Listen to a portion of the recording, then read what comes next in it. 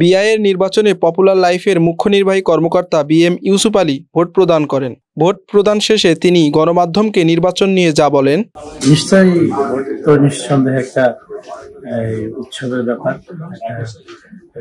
যোগ্য প্রার্থী নির্বাচনের জন্য এটা একটা সঠিক পদ্ধতি এবং আমি মনে করি দীর্ঘদিন পরে যে ফিজিক্যাল ইলেকশন হতে যাচ্ছে এটা নিঃসন্দেহে একটা আমাদের বিয়ের জন্য একটা উজ্জ্বল দৃষ্টান্ত হবে এবং এই যারা আমাদের ভোটার আছে তারা নিঃসন্দেহে তারা যোগ্য প্রার্থীদেরকেই ভোট দিবেন।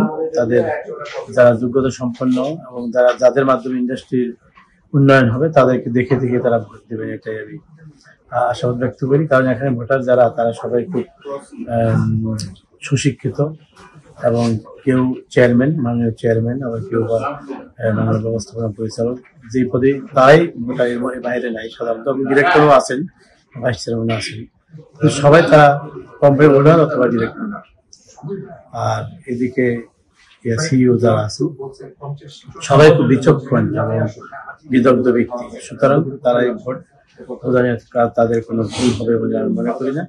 সঠিক নেতৃত্ব বের হয়ে আসবে, যে নেতৃত্বের মাধ্যমে আগামী দিনে বিমা সেক্টরে উন্নয়ন সাধিত হবে এবং বিআইয়ের মাধ্যমে এই সেক্টরে এগিয়ে যাবে এবং বিআইও সুন্দরভাবে চলবে। সেটা আজকে এই নির্বাচনের মাধ্যমে সেটাই সিদ্ধান্ত গ্রহণ করা হবে।